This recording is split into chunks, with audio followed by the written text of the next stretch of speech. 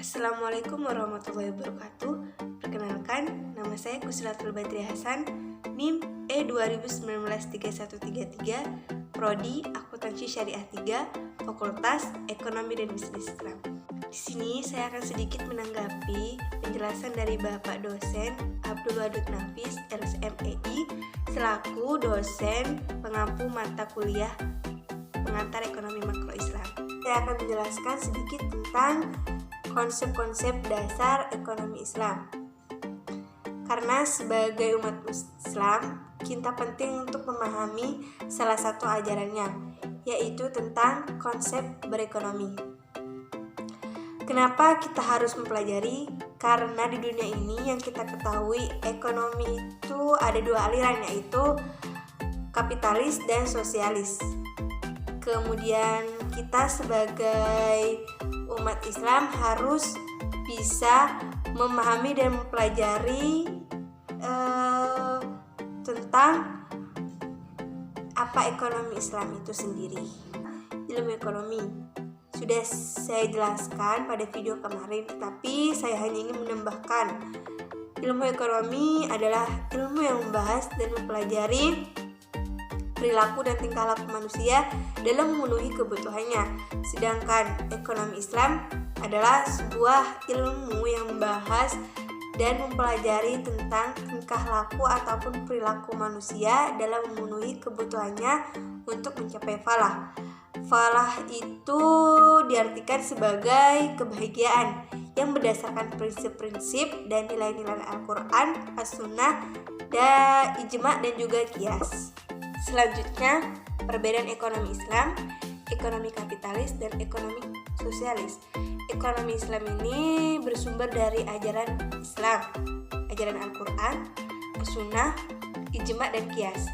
Sedangkan ekonomi kapitalis ini bersumber dari pemikiran dan pengalaman manusia. Ekonomi sosialis juga sama, yaitu bersumber dari pemikiran dan pengalaman manusia. Yang kedua itu, ekonomi Islam itu kompetisinya dikontrol oleh syariat Islam. Jadi pada ekonomi Islam ini aturannya ataupun permasalahannya itu diatur oleh syariat Islam. Selanjutnya, ekonomi kapitalis. Ekonomi kapitalis ini kompetisi usaha besar dan melahirkan monopoli. Jadi pada ekonomi kapitalis ini dikontrol oleh pemerintahnya sendiri, jadi bebas, jadi hanya pemerintahannya saja yang mengontrol. Yang ketiga, ekonomi sosialis. Ekonomi sosialis ini tidak terjadi mekanisme pasar dan tidak ada persaingan. Jadi pada ekonomi sosialis ini tidak terjadi persaingan, jadi mereka tidak bersaing dalam berkompetisi. Yang ketiga yaitu pengakuan kepemilikan individu dan umum. Jadi mereka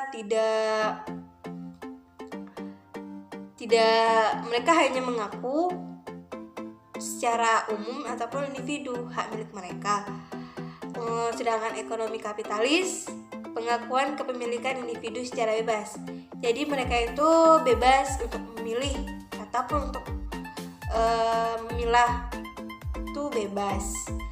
Sedangkan ekonomi sosialis itu tidak mengakui kepemilikan individu, semua alat produksi milik umum.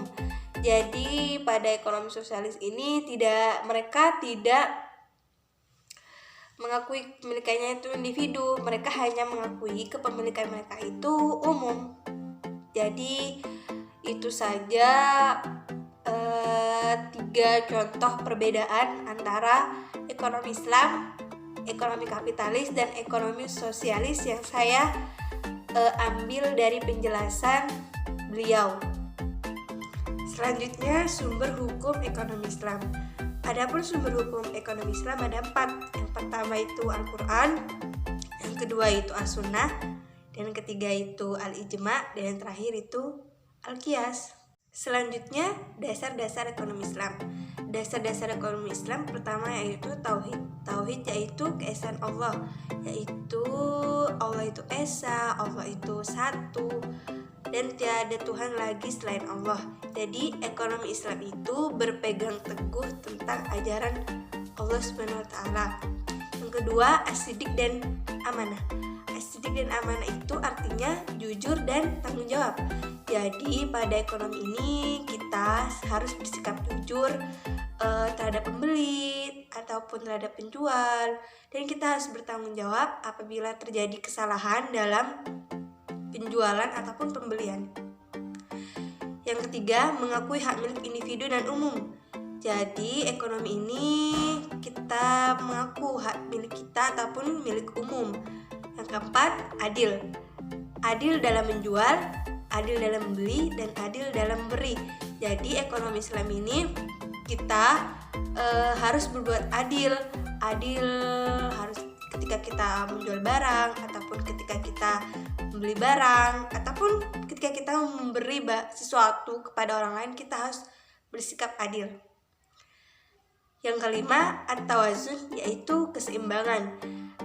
Hampir sama seperti adil sih, cuman bedanya kalau adil itu adil tidak memilih-milih, sedangkan tawazun itu seimbang, jadi tidak melebih-lebihkan ataupun tidak mengurang-urangkan, jadi harus seimbang.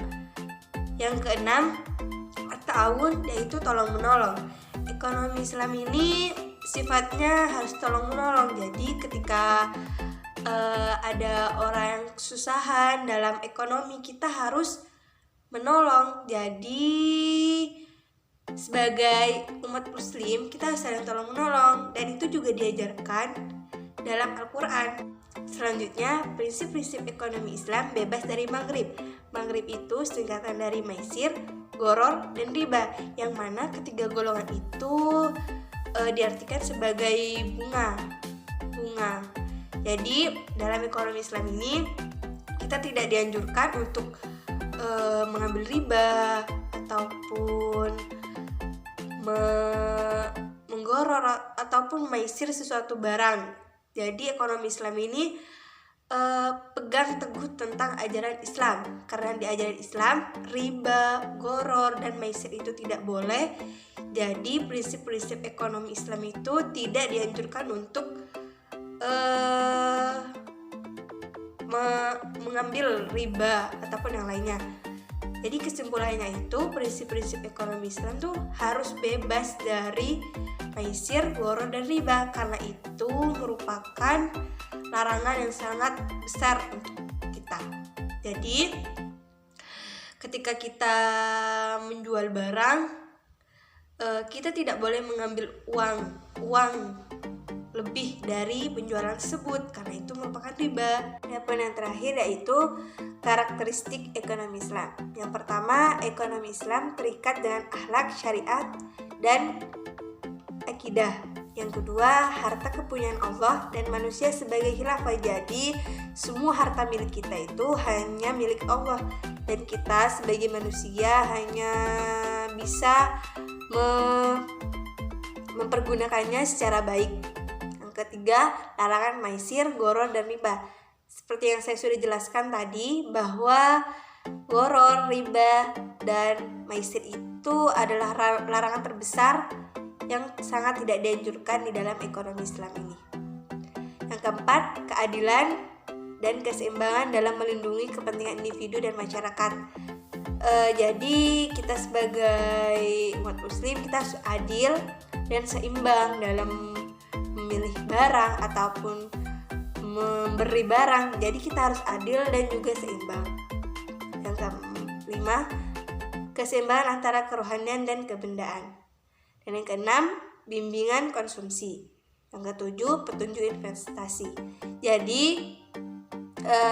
apabila kita ingin menginvestasikan saham kita pada perusahaan lain dan perusahaan tersebut memberikan petunjuk sesuai dengan ajaran Islam, maka kita boleh menginvestasikannya. Tetapi apabila petunjuk tersebut terdapat unsur riba, goror, atau maisir, kita tidak boleh menginvestasikannya.